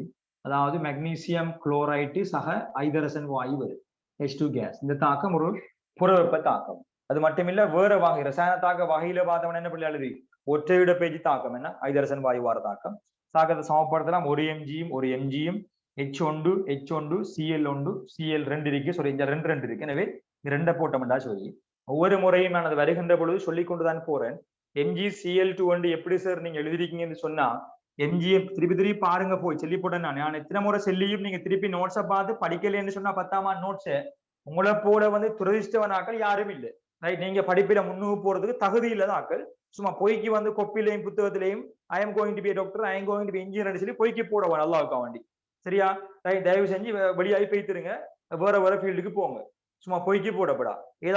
ஏதாவது படிக்க ஃபீல்ட்ல போகணும்னு சொன்னா படிக்கணும் ஆர்வமா. எத்தனையோ முறை வலுவளவு போட்டு கொண்டு இருக்கேன். எனக்கு வலுவளவு தெரியா சார், இப்போவும் எனக்கு விளங்குது இல்லை. அப்ப ஏற்கனவே பல வகுப்புகளை போட்டு காட்டிட்டேன். நீங்க முயற்சியும் செய்யலன்னு சொன்னா அப்ப என்ன படிப்பது? ரைட்? மெக்னீசியம் அணுவன் 12, இலத்திரலை போற போது 2, 8, 2. குளோரினை பாருங்க அணுவன் 17 ரைட் 2 8 7 எம்ஜியை பாருங்க இறுதியோடு ஈட்டோடு பூர்ணமாக 2 8 மாறுச்சுன்னா அந்த 2 இலக்கோணம் ஆகவே எம்ஜியோட வலுவளவு 2 சிஎலுக்கு இறுதியோடு பூர்ணமாக 2 ஒன்றை ஏற்றாச்சு தானே அவரோட வலுவளவு 1 வலுவளவுகளை மாத்தி போடணும் எம்ஜி 2 சிஎலுக்கு போட்டிருக்கிறேன் சிஎல்ல 1 வந்து எம்ஜிக்கு போட்டிருக்கேன் அவ்வளவுதான் வெரி சிம்பிள் மெத்தட் அது பிறகு சமப்படுத்தி இருக்கிறேன் இதே மாதிரி தாக்கம் நாங்க அலுமினியத்துக்கும் எழுதலாம் நாகத்துக்கும் எழுதலாம் நீங்க நாகத்துக்கு எழுதினாலும் இதே விளைவுதான் வரும் பிள்ளைகள் ஏனென்றா நான் நம்மளோட நாகத்துக்கும் வலுவளவு 2 தான் தெரியாதாக்கள் குறிச்சு வச்சு கொள்ளுங்க அநேகமான பிள்ளைக்கு தெரியும் நாகத்துக்கும் வலுவளவு 2 தான் அதனாலதான் நான் அதே மாதிரி தாக்கம் எழுதுறேன் நாகத்துக்கும் அதே மாதிரி நீங்க அலுமினியத்துக்கு தாக்கம் எழுதினீங்கன்னு சொன்னா அலுமினியத்துக்கு விட தேவையில்லை நினைக்கிறேன் நான் ஏற்கனவே தந்திருக்கத்தால திருப்பி எழுத தேவையில்லை ஆகவே இதுதான் தாக்கம் AlCl3 வரும் அதுல விளைவுகளுங்க மூன்றாவது வந்து எழுதுங்க Mg, Zn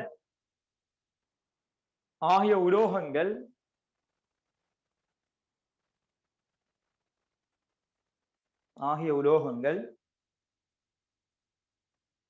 Mg, Zn ஆகிய உலோகங்கள்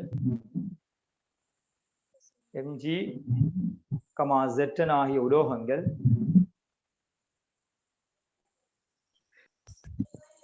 ஐதான HCl உடன் காட்டும் தாக்கம் ஐதான HCl உடன் காட்டும் தாக்கம்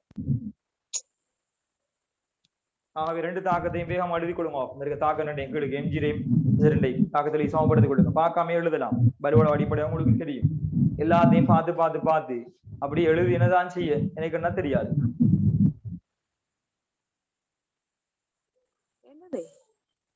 இந்த சின்ன என்னமே எனக்கு தெரியும் ஃபர்ஸ்ட் அம்மா அப்படி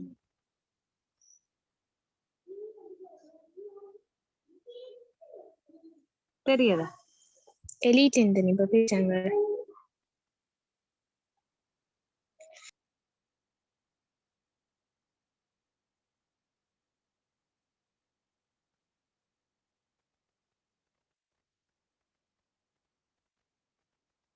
ரைட் சரியா அவர் 2 தாக்கம் முடியாது இது அமில பாருங்க அமிலகார தாக்கம் யாரு தந்திருக்கேன் NaOH நீர்ல கரைக்குது அதே மாதிரி வந்து அமிலகார நடுநிலையாக்கல் தாக்கம் இப்படியான உலோகங்கள் ஐதான HCl தாக்கம் அடையோட தாக்கம் அதே மாதிரி அடுத்து எழுதி கொடுங்க நாலாவது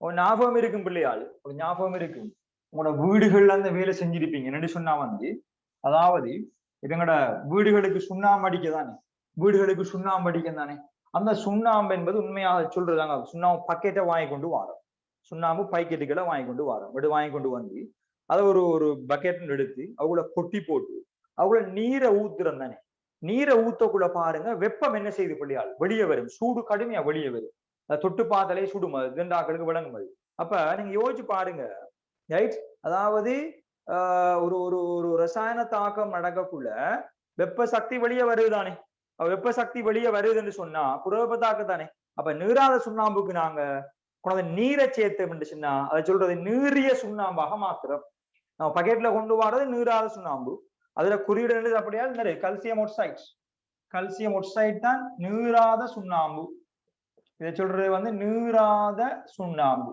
சரியா நீராத சுண்ணாம்பு ரைட் இதுக்கு நாங்க நீர் சேர்க்கிறோம் நீர் சேர்த்தோம்டா அது என்னவா மாறும் சொன்னால் நீரிய சுண்ணாம்பு அதாவது கால்சியம் ஐதரோட்சைட்டாக மாறும் இதை நாங்க சொல்றோம் நீரிய சுண்ணாம்பு இதை நாங்க பெயிண்ட் பண்ண பயன்படுத்துறோம் சரியா சுண்ணாம்பு அடிக்கிறதுக்கு நாங்க இதான் பயன்படுத்துறோம் ரைட் அப்படியே குழந்தைகளுக்கு அடுத்த தாக்கம் அப்ப இதையும் பூர்வப்ப தாக்கம் நீராத சுண்ணாம்புக்கு நீர் சேர்த்து நீராத சுண்ணாம்புக்கு நீர்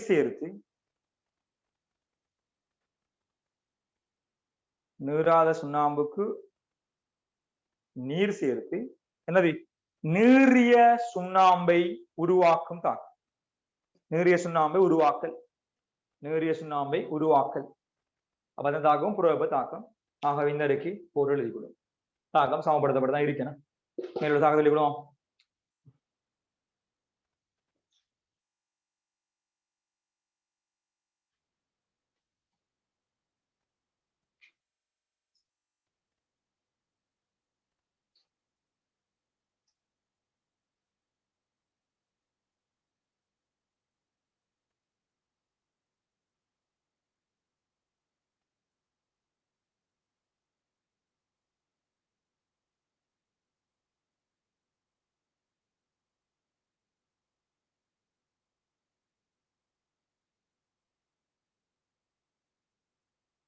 ரைட்.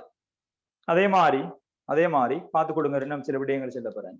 இப்ப எங்கட எரிபொருட்கள் இருக்கான பிள்ளையா, எங்களோட பெட்ரோல், அதே மாதிரி டீசல், அதே மாதிரி மண்ணெண்ணெய் போன்ற எரிபொருட்களை எரிக்க தகனம் அடைய செஞ்ச எங்களுக்கு என்ன வருது? வெளியே வெப்பம் வருது. இப்ப வாகனத்துக்குள்ள பெட்ரோலை ஊத்துறோம், உள்ளுக்கு அது இனிமையா தகனம் அடையுது. வளிமண்டல வழி உள்ளுக்கு எடுக்கப்பட்டு தகனம் அடைஞ்சு வெப்பம் வெளியே வருது. அந்த வெப்பம் இந்த சக்தியா நாங்க பயன்படுத்தப்படுது. அதனால எங்களுக்கு அந்த வாகனம் மூடி போட்டு பார்த்தோம்னா என்ஜின் சூடா இருக்குத்தானே, வெப்பம் இணைஞ்சிருக்கு பிள்ளையால் வெளியே வந்திருக்கு. சரியா? ஆகவே அந்த எரிபொருட்கள்ல தகனம் அடைகிறதெல்லாம், பொருட்கள் தகனம் அடைகிறதெல்லாம் புற வெப்ப தாக்கம். ஆக வெளிக்கொடுங்க, பெட்ரோல் டீசல் ஆகிய எரிபொருட்களின் தகனம். அடுத்தது புற வெப்ப தாக்கத்துக்கான உதாரணத்தில் அடுத்தது எரிபொருட்கள் டீசல் ஆகியதுக்கான தகனம்.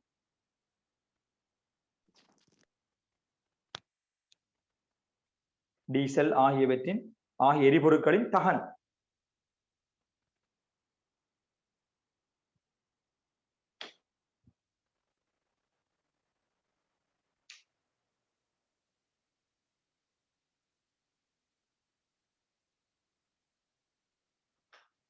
ஆறாவது எழுதி கொடுங்க.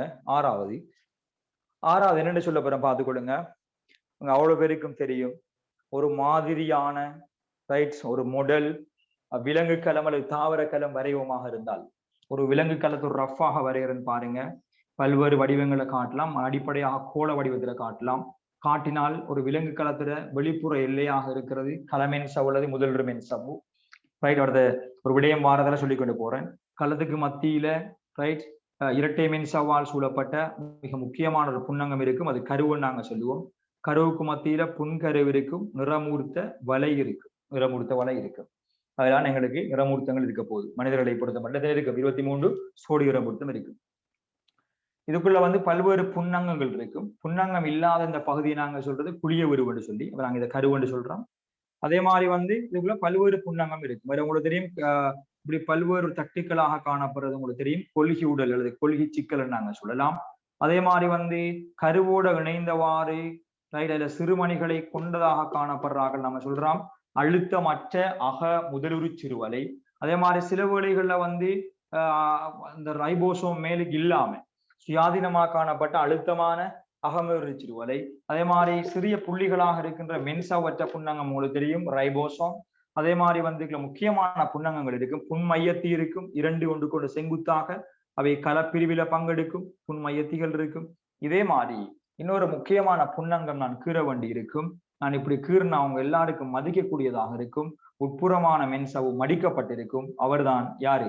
இழைமணி. யாரு? இழைமணி. அதை பத்தி எங்களுக்கு எல்லாருக்கும் தெரியும். இழைமணி என்பது ஒரு தாவர விலங்கு களம், அது ஏனைய அங்கிக்களம், அதாவது அங்கிகள களங்கள்ல காணப்படுகிற மிக முக்கியமான புன்னங்கம் இழைமணி. அந்த இழைமணி என்ன வேலை செய்யும் நீங்க படிச்சிருப்பீங்க. இழைமணிக்குள் நடைபெறுறது கலச்சுவாசம். உண்மையாக கலச்சுவாசம் என்பது என்னன்னு சொன்னா, இந்த இழைமணி நாம் உண்ணுகின்ற உணவில காணப்படுகின்ற குளுக்கோஸ், அந்த குளுக்கோஸையும் அதே மாதிரி நாங்க சுவாசம் மூலமாக உள்ளெடுக்கின்ற ஆக்சிஜன் வாயுவையும் இந்த இழைமணி தனக்குள்ள உள்ளெடுக்கும்.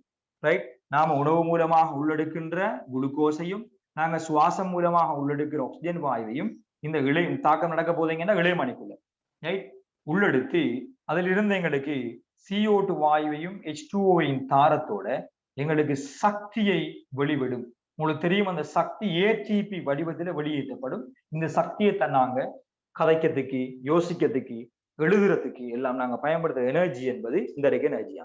அப்ப நல்லா விளைய கொள்ளுங்க. அப்ப நாங்க பயன்படுத்துற எனர்ஜி எங்க உருவாகி இருக்கு? களத்துக்குள்ள காணப்படுகின்ற இழைமணிக்குள்ளால. இழைமணிக்குள்ள சக்தி உருவாகிறதுக்கு என்னென்ன வேணும்? குளுக்கோஸ் வேணும், ஆக்சிஜன் வாயு வேணும், அதன் ஒரு CO2 H2O சேர்ந்து சக்தி உருவாகும். ரைட். ATP வடிவத்தில் வெளியேற்றப்படும். ஆகவே இங்க சக்தி வெளியேறதா இல்லையா? நம்ம ஏற்கனவே காய்ச்சிருக்கிறோம், தாக்கியிலிருந்து விளைவுகள் வரக்குள்ள சக சக்தி என்று போட்டோம்னா என்ன தாக்கம்? அப்பது புற வெப்ப தாக்கம். ஆகவே இழைமணிக்குள் நடைபெறுகின்ற உங்களுக்கு தெரியும் இந்த தாக்கத்துக்கு பேர், இழைமணிக்குள்ள சக்தி உருவாகிற தாக்கத்துக்கு நீங்க படிச்சிருப்பீங்க கலச்சுவாசம் என்று சொல்லி. கலச்சுவாசம். அதனால நாங்க இழைமணிக்கு பவர் ஹவுஸ் ஆஃப் த செல், அதாவது களத்துக்கு தேவையான பவரை, எங்களோட உடலுக்கு தேவையான பவரை இயங்குறது தேவையான சக்தியை, எனர்ஜியை உருவாக்குறது அவர் தான். சோ பவர் ஹவுஸ், களத்தின் வலை வீடு என்று சொல்றோம் நாங்க இழைமணிக்கு. ஆகவே இழைமணிக்குள் நடைபெற இந்த கலச்சுவாச தாக்கம் என்பது ஒரு புறவெப்ப தாக்கம். படி கொடுங்க. ஆறாவது புறவெப்ப தாக்கத்துக்கு உதாரணம் அடுத்தது, உடல் கலங்களின் இழைமணிகளினுள் நடைபெறும் உடல் கலங்களின் இழைமணிகளினுள் நடைபெறும் களச்சுவாச தாக்கம். உடல் கலங்களின் இழைமணிகளினுள் நடைபெறும் களச்சுவாச தாக்கம். களச்சுவாச தாக்கம். ஆகவே அதுக்குரிய தாக்கத்தை நாங்கள் எழுதிக்கொள்வோம். பிள்ளையார் இந்த இருக்கு நான் திருப்பி ஒரு கவனம்னா எழுதுறேன். களச்சுவாச தாக்கத்தை எழுதிக்கொள்வோம். உங்களுக்கு தெரிஞ்சிருக்கும். அது ஒளித்தோப்பு தாக்கம் இருக்கு, அதுக்கு ஒப்போசிட் தாக்கம் தான். அது பாருங்க, ஒளித்தோப்பு இப்படி வரும், இதில் மாறி அதுக்கு ஒப்போசிட் தாக்கம். எனவே எழுதிக் கொள்ளுங்க. இதுதான் களச்சுவாச தாக்கம். குளுக்கோஸோட சக ஆக்சிஜன் வாயு அங்க இருந்து எங்களுக்கு வரப்போகுது CO2 plus H2O, right? CO2 plus H2O plus சக்தி வரும். அந்த சக்தி வேணுமெண்டா போட்டுக்கொள்ளுங்க, ATP என்கின்ற வடிவத்தில் வரும். ரைட்? அவை சமப்படுத்துறதுக்கு இலக்கங்கள் 6 போட்டோம்னு சொன்னா தாக்கம் சமனாகும்.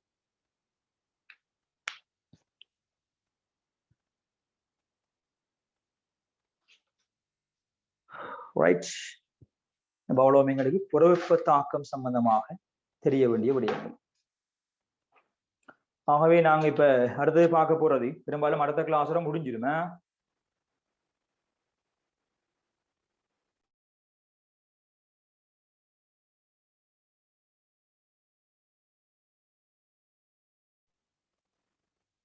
தாக்கத்தொழினாக்கள் அகவெப்ப தாக்கங்கள் என்று தலை போடுங்க. அகவெப்ப தாக்கங்கள் தலை போடுங்க. தலைப்பை போட்டுட்டு ஒரு 2 நிமிஷம் தாரன். அந்த கொஞ்ச நேரம் தான் இருக்கு. 2 நிமிஷத்துக்குள்ளால புறவெப்ப தாக்கம் சம்பந்தமாக நாங்க படிச்ச விடயம் அவ்வளோத்தையும் குயிக்கா பாருங்க. 2 நிமிஷத்துக்குள்ள வேகமா தயவு செஞ்சு பார்த்து தலைக்குள்ள எடுங்குவோம். தலைப்பு அகவெப்ப தாக்கங்கள் சரி போட்டு இந்த நோட்ஸை தலைக்குள்ள எடுங்க, படிங்க, நல்லா பார்த்து எடுங்க. 2 நிமிஷத்துக்குள்ள விளங்கப்படுறது லேஸ் எனக்கு.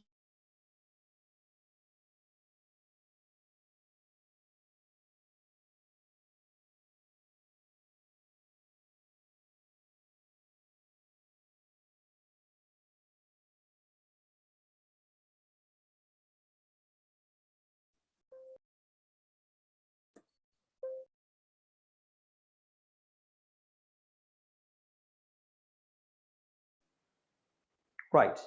இப்ப நாங்க தலையை போடுவோம். என்ன தலையை போடுவோம்? அகவெப்ப தாக்கம்னு சொல்லி எனக்கு இப்ப விளங்கப்படுத்த லேசி. இரண்டா நாங்க என்ன புறவெப்ப தாக்கத்துல படிச்சோமோ அதுக்கு ஒப்போசிட்டான விடயம் தான் எங்களுக்கு அகவெப்ப தாக்கத்துல வரப்போது. எக்ஸாம்பிள்ஸ் அகவெப்ப தாக்கத்தின் உதாரணம் மட்டும் தான் வித்தியாசப்படும். பார்த்துக்கொள்ளுங்க பிள்ளைகள், நல்ல பிள்ளைகள் மாதிரி. ரைட்?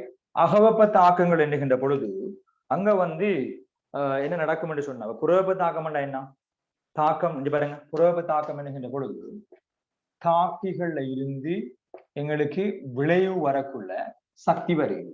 இங்க என்ன சொன்னா தாக்கிகள் அதாவது வெப்பம் என்பது என்ன, சக்தியை உறிஞ்சி கொண்டுதான் விளைவுகளை உருவாக்கும். ரைட்? அப்ப சமன்பாடு கொஞ்சம் மாத்தி எழுதுறேன் பாருங்க, மாறி வருகிறது. புறவெப்ப தாக்கத்துல வெளியே வரக்குள்ள சக்தி வருது, புறவெப்ப தாக்கம். இது அகவெப்ப தாக்கத்துல விளைவு வரக்குள்ள சக்தி உறிஞ்சப்படுது. ரெண்டுக்குமான டிஃபரன்ஸை வழங்கி எடுத்துக்கணுமே. ரெண்டும் வேற வேற விடயங்கள். ஆகவே உண்மை அகவெப்ப தாக்கத்துக்கு என்ன டெபினிஷன் சொல்லலாம்னு சொன்னா, ரசாயன தாக்கம் முடியும் போது சக்தி வெப்பம் உறிஞ்சப்படுமாயின் அகவெப்ப தாக்கம். அகவெப்ப தாக்கம் வெப்பம் உறிஞ்சப்படுது. உதாரணமா பாருங்க, இங்க பாருங்க, ஒரு பரிசோதனை தொகுதிக்குள்ளால முந்தி சொன்ன அதே மாதிரி தாங்க பாருங்க.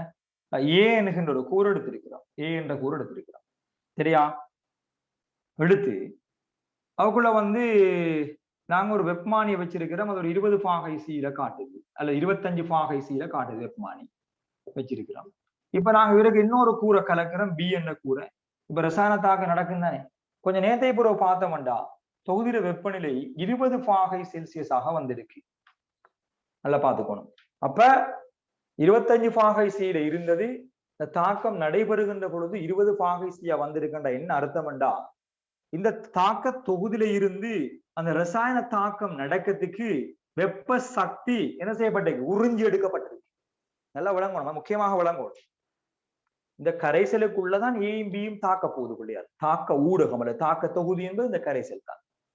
ஏயும் பியும் தாக்கக்குள்ள தங்களோட தாக்கத்துக்கு சக்தி வேணும். தாக்கிகளோட சக்தி உறிஞ்சப்படும், தேவை சக்தி. அத கரைசல்ல இருந்து உறிஞ்சி எடுக்குது. அப்ப எடுக்கத்தால் அந்த கரைசல் வெப்பநிலை குறையுமா இல்லையா? ஆகவேதான்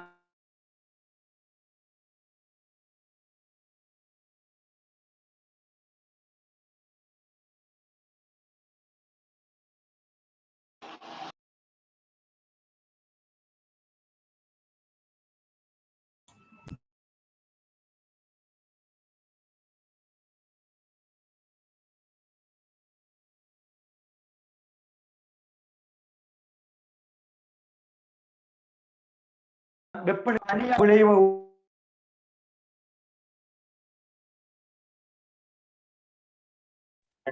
இவர சக்தியை விட இவர் கூடபடினால எவ்வளவு கூடவோ அவ்வளோத்தையும் அவர் உறிஞ்ச வேண்டி இருக்கும். அதான் நாங்க சக வெப்பநிலை போட்டிருக்கிறோம். ஆகவே யோசிச்சு பாருங்க, இதற்கான வெப்போல்றை வரைபடம் எப்படி வரும் என்று சொல்லி அதே மாதிரி தான் சக்தி வரைபடம் வரப்போது சக்தி same here kilo joule mole -1. Again ரெண்டு கிடைக்கோடு அதுலயும் மாற்றம் இல்லை. ஆனா அதுல யார போறதுல மாற்றம் இருக்கு பாருங்க. இப்ப யார சக்தி கூட விளைவு. எனவே மேலுக்கு எங்களுக்கு இங்க விளைவுகள் வரப்போது, கீழுக்கு தாக்கிகள் வரும். ஆனால் நான் ஒரு விடயம் சொல்லிருக்கேன், சக்தி கூட யாரு விளைவுக்கு மேலுக்கு வந்திருக்கு, தாக்கிற சக்தி குறைய கீழுக்கு வந்திருக்கு. ஆனா அம்புக்குறி எப்பவும் எங்க இருந்து இங்க வரணும், தாக்கில இருந்தாலும் விளைவுக்கு வரணும். என்னன்னு சொன்னா தாக்கிற சக்தியில விளைவு கூட இருந்தாலும் தாக்கியில இருந்து விளைவு வருது. அப்ப தாக்கில இருந்து விளைவுக்கு தான் நாங்க அம்புக்குறியை காட்ட வேண்டி வரும். எப்பவும் அது முக்கியமானது. எனவே இங்க சக்தி வெளிவிடப்படுதா உறிஞ்சப்படுதா? உறிஞ்சப்படுது. எனவே நான் அம்புக்குறி எப்படி காட்டுதுன்னு சொன்னா ரைட் வெளிநோக்கி இல்லை. இப்ப நான் உள்நோக்கி காட்ட போறேன். ஆகவே நான் சொல்லுவேன் வந்து உறிஞ்சப்படும் சக்தி, ரைட் உறிஞ்சப்படும் சக்தி. அதுக்கு நாங்க பிராக்கெட்ல வந்து டெல்டா எச் சமன் பிளஸ் என்று காட்டலாம். பிளஸ் என்று காட்டுறது உறிஞ்சப்படும் சக்தியாக இருக்கு. சரியா? ரைட் எழுதி கொடுங்க களுக்கு. அது அப்படியே டெபினேஷனை மாத்தினா சரி வரணும் இல்லையா? ரசாயன தாக்கம் ஒன்று நடைபெறும் போது, இரசாயன தாக்கம் ஒன்று நடைபெறும் போது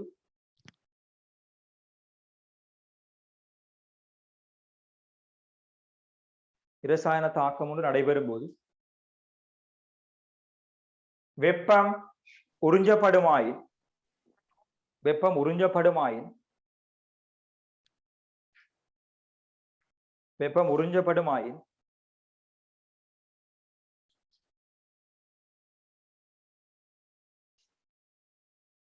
அது அகவெப்ப தாக்கம் எனப்படும். வெப்பம் உறிஞ்சப்படுமாயின் அது அகவெப்ப தாக்கம் எனப்படும். வெப்பம் உறிஞ்சப்படுமாயின் அது அகவெப்ப தாக்கம் எனப்படும். அடுத்த பாயிண்ட்ஸ்ல அகவெப்ப தாக்கத்தை பின்வருமாறு காட்டலாம். அடுத்த பாயிண்ட்ஸ் அகவெப்ப தாக்கத்தை பின்வருமாறு புரிஞ்சுச்சு. புறவெப்ப தாக்கம் ஆழமா வழங்கப்படுத்துட்டா அகவெப்ப தாக்கம் அது ஆப்போசிட்னு சொல்லி அகவெப்ப தாக்கத்தை பின்வருமாறு காட்டலாம். அகவெப்ப தாக்கத்தை பின்வருமாறு காட்டலாம். மேலேக்கு பாக்ஸ் சாம்பார் பாக்ஸ் பண்ணி கொடுங்க. சரிக்காக மேலுக்கு இருக்கு. தாக்கிகள் சக வெப்பம் சக்தியாக இருக்கும். அங்க விளைவு வரும். எழுதி பாக்ஸ் பண்ணி கொடுங்க.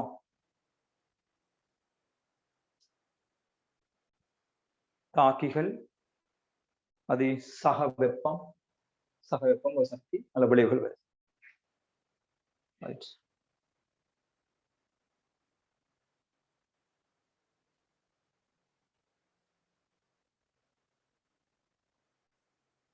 சரியா?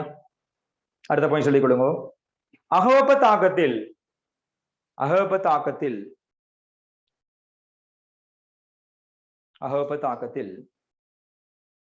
என்ன நடக்கும் சொல்லுங்க. ஆகும் கமா போட்டு இந்த இருக்கு தாக்கி சிவப்பரளி காட்டுறீங்க. தாக்கியில சக்தியை விட யார சக்தி கூட வரும், விளைவிட சக்தி கூட வரும். போட்டு காட்டுங்க. என்ன காரணம்டா இவங்க ரெண்டு பேரும் சேர்ந்து இது உருவாக்க போகுது. இவங்களோட உதாரணம் இவருக்கு ஒரு 1000 ஜூல், இவருக்கு ஒரு 100 ஜூலண்டா இங்க 1100 ஜூலே வரப்போகுது. அப்ப இவரை விட இவருக்கு கூட தானே வரப்போகுது விளையாது. ஆகவே தாக்கியில சக்தியை விட விளைவிட சக்தி கூட. சிவப்பிலைக்கு அதை மட்டும் போட்டு காட்டுங்க.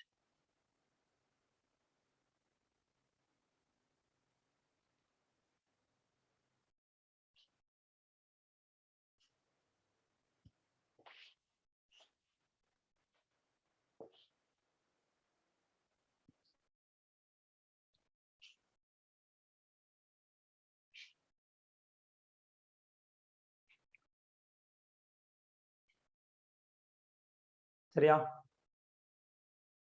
கிடுகளும் அடுத்த பாயிண்ட்ஸ்ல அகவெப்ப தாக்கத்தை காட்டுவதற்கான விடுங்க. அகவெப்ப தாக்கத்தை குறிக்கும் சக்தி மட்ட வரைவு வருமாறு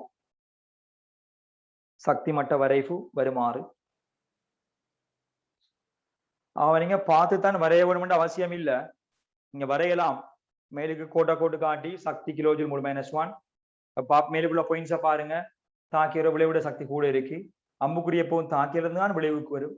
உறிஞ்சப்படும் சக்தி என்றதால உள்நோக்கி அம்புக்குரிய காட்டிருக்கேன். டெல்டா H பிளஸ் காட்டலாம்.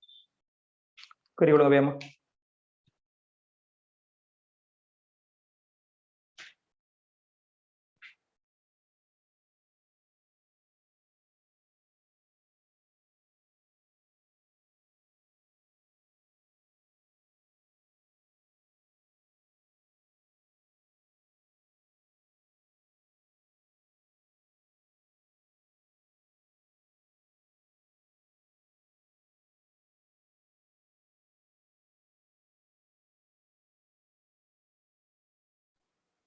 ரைட். ஆகவே சரியாக கேடி கொள்ளுங்க.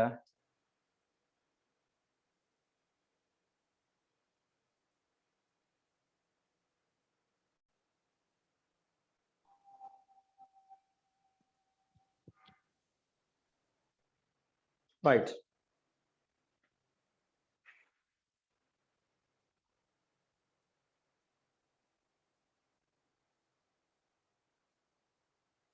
இப்ப தாக்கிலிருந்து விளைவு வரும். உறிஞ்சப்படும் சக்தியாக இருக்கும். டெல்டா H பிளஸ் ஆக இருக்கு. இப்ப நான் கீழே கழிச்சு கொள்ளலாம், கீழே எழுதி கொள்ளலாம். அதே அடுத்த பாயிண்ட்ஸ்ல சில அகவெப்ப தாக்கங்கள் வருமாறு, சில அகவெப்ப தாக்கங்கள் வருமாறு எழுதி கொடுங்க. முதலாவது நம்பர் 1 இந்த மூலாவது பிள்ளையால். அப்ப இதெல்லாம் அகவெப்ப தாக்கங்களை உண்டு. அமோனியம் குளோரைட்டை NH4Cl இருக்கேன், வசனத்தில் எழுதி பிள்ளைக்கையில போடுங்க. அமோனியம் குளோரைட்டை பசலை இருந்த அமோனியம் குளோரைட், அமோனியம் குளோரைட்டை நீரில் கரைத்தல், அமோனியம் குளோரைட்டை நீரில் கரைத்தல்.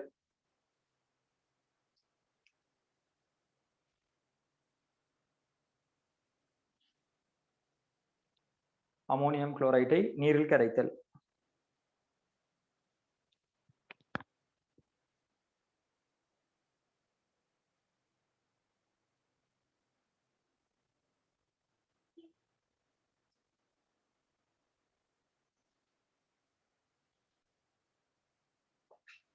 இரண்டாவது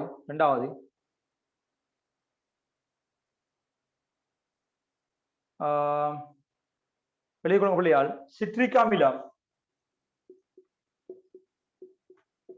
சிட்ரிக் அமிலம் அதுல சின்ன ஒரு அமிலகார தாக்கம் தான், பட் அது அகவெப்ப தாக்கமா இருக்கு.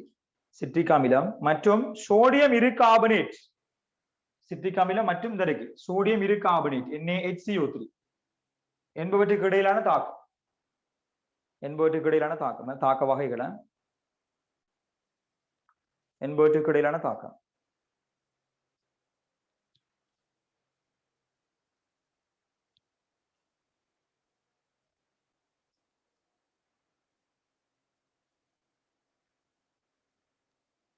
வாங்க முடியட்டுமா?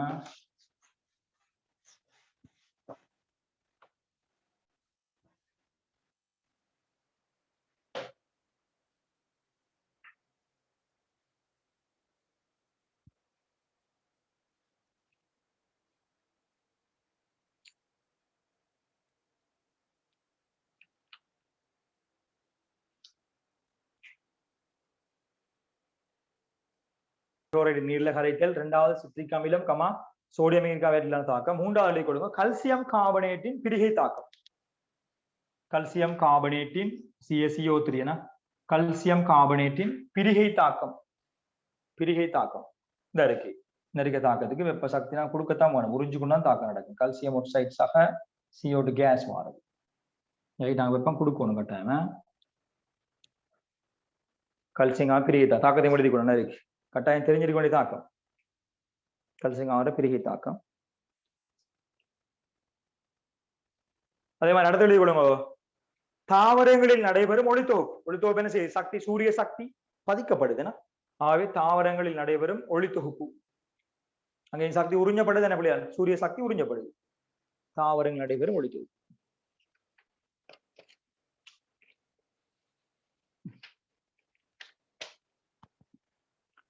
வெளிகளுங்க குறிப்பொண்டு,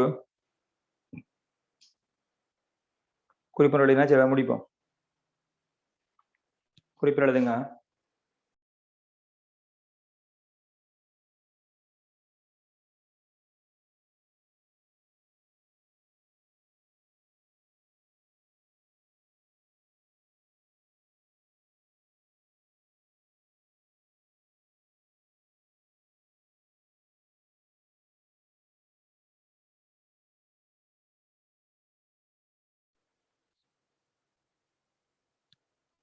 ரைட், சரியா? குறிப்பு எழுதி கொடுங்க. அகவெப்ப கமா புறவெப்ப கமா அகவெப்ப தாக்கங்களில்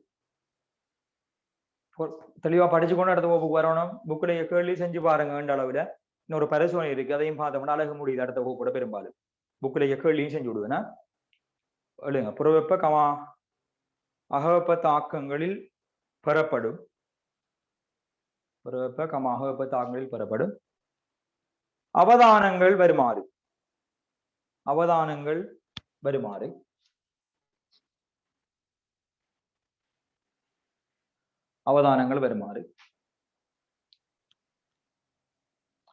அதுல வந்து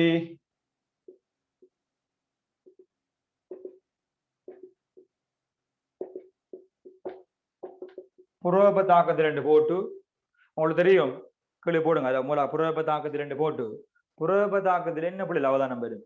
புறவெப்ப தாக்கம் நடந்தா தொகுதியில வெப்பநிலை என்ன செய்யும்? கூடும். வெப்பமான வாசிப்பு கூடுதுன்னா அதே மாதிரி கையை வச்சு பார்த்தோம்னா தொகுதி என்ன செய்யும்? சூடாகும். தொகுதி சூடாகி இருக்கும். ஏன்னா வெப்பம் வெளியே வருகிறது, தொகுதி சூடாகி இருக்கும். சோ வெப்பநிலை கூடி இருக்கும். அப்ப எக்ஸாமில் வரப்போற தரவுகளை வச்சு நீங்க அப்படித்தான் மதிக்கிறது. அகவெப்ப தாக்கமா புறவெப்ப தாக்கமான்னு சொல்லி. சரியா? முதலாவது தொகுதி சூடாகும். முதலாவதான தொகுதி சூடாகும், அதை நாங்கள் உணரலாம். இரண்டாவது தொகுதியின் வெப்பநிலை அதிகரிக்கும்.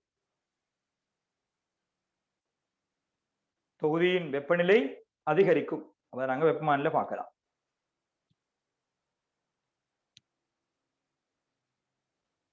அதே மாதிரி ரெண்டாவது இல்ல, அடுத்த பாயிண்ட் புறவெப்ப தாக்கத்தில் அகவெப்ப தாக்கத்தில் புறவெப்ப தாக்கத்தில் 2 செல் இருக்கும். இதுக்கு ஆப்போசிட் ஆன அகவெப்ப தாக்கத்தில் போகுது. அடுத்த போடுங்க அகவெப்ப தாக்கத்தில் 2 போட்டு அகவெப்ப தாக்கத்தில் அதுல மூலா என்ன வரும்? அப்ப ஆப்போசிட் வரும். ஏன்னா அகவெப்ப தாக்கத்தில் சக்தி உறிஞ்சப்படுறதால என்ன செய்யும் பிள்ளையார்? கொண்டு போடுங்க. ரோமிலக்கம் உண்டு. தொகுதி குளிரும்.